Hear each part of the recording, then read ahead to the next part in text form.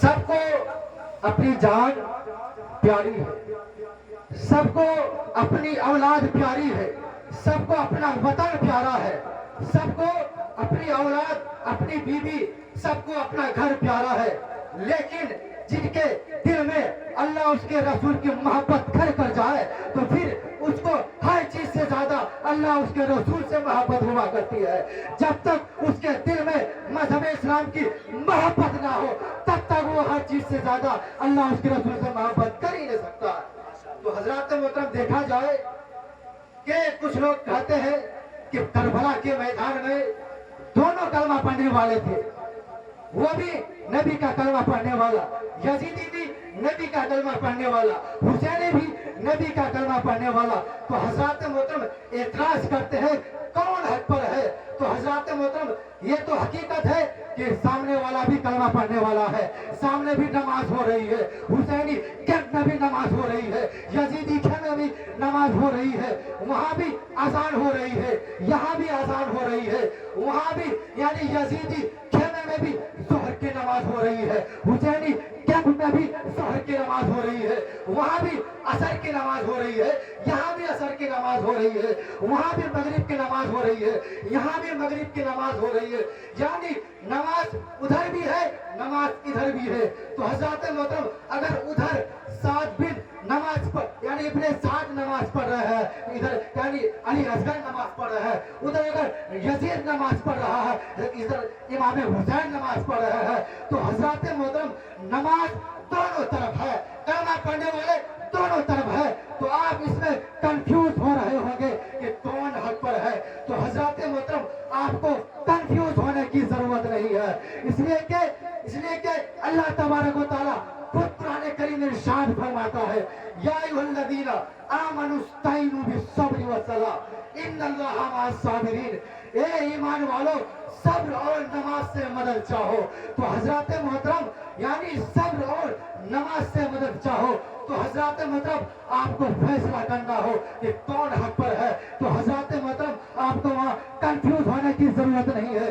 وہاں پہ آپ یہ نہ دیکھیں کہ ادھر نماز ہو رہی ہے، یہ نہ دیکھیں ادھر اذان ہو رہی ہے، یہ نہ دیکھیں ادھر بھی نبی کا کلمہ پڑھنے والا ہے۔ تو حضرات محترم وہاں پہ یہ دیکھیں کہ صبر کس کے ساتھ ہے، تو حضرات محترم جس کے ساتھ صبر ہے وہی حق پر ہے۔ تو حضرات محترم اللہ تبارک و تعالیٰ ارشاد فرماتا ہے، ان اللہ مع الصابرین، بے شک اللہ صابروں کے ساتھ ہے، صبر کرنے والوں کے ساتھ ہے۔ تو حضرات محترم پتہ چل گیا کہ اللہ صابروں کے ساتھ ہے، صبر کرنے والوں کے ساتھ ہے۔ اس سے یہ پتہ چلا نمازیوں کے ساتھ نہیں، نماز کے ساتھ ساتھ صبر بھی بہت ضروری ہے۔ اس لیے تو اللہ تبارک و تعالیٰ یعنی جس طرح اللہ تبارک و تعالیٰ کو صبر پسند ہے، نماز پسند ہے۔ حضرات محترم یہاں سے ایک جواب آپ کو یہ بھی مل گیا، کچھ غیر یعنی اعتراض کرتے ہیں کہ غیر اللہ سے مدد نہ مانگو، غیر اللہ کو نہ پکارا کرو مدد کے لیے۔ آپ کو یہ جواب مل گیا کہ یا ایھا الذین آمنوا استعینوا بالصبر والصلاۃ۔ آپ بتائیں، آپ خود اللہ تبارک و تعالیٰ ارشاد فرماتا ہے، اے ایمان والو صبر اور نماز سے مدد چاہو، صبر اور نماز سے مدد چاہو۔ آپ بتائیں صبر خدا ہے؟ ہرگز نہیں۔ آپ بتائیں نماز خدا ہے؟ ہرگز نہیں، یہ غیر اللہ ہے۔ تو حضرات محترم اس سے یہ پتا چلا کہ اللہ کو صبر پسند ہے، اس لیے صبر سے مدد چاہو۔ اللہ کو نماز پسند ہے، نماز سے مدد چاہو۔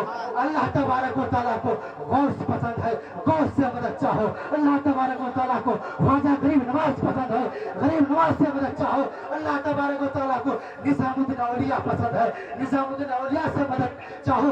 حضرات محترم جتنے بھی اولیاء کرام ہیں اللہ کے محبوب بندے ہیں۔ تو حضرات محترم جتنے بھی اللہ کے محبوب بندے ہیں، پسندیدہ بندے ہیں، اس سے آپ مدد مانگ سکتے ہیں۔ اس لیے کہ اس سے آپ کو یعنی قرآن کریم سے آپ کو ثبوت مل گیا کہ آپ غیر اللہ سے بھی مدد مانگ سکتے ہیں۔ تو حضرات محترم میں اپنی تقریر کو یہیں پہ ختم کرتا ہوں، یعنی چند جملے کے ساتھ کہ خاص کر یہ محرم کے مہینے میں ابھی دیکھیں گے تین طریقے کے لوگ ملیں گے۔ ایک تو وہ ہوں گے جو ماتم کرتے نظر آئیں گے، ایک تو وہ ہوں گے جو خوشیاں مناتے نظر آئیں گے، لیکن सुन्नियों का क्या काम है? ना तो सुन्नी इसमें गम मनाते हैं ना खुशियां मनाते हैं, सुन्नी सादगी इख्तियार करते हैं।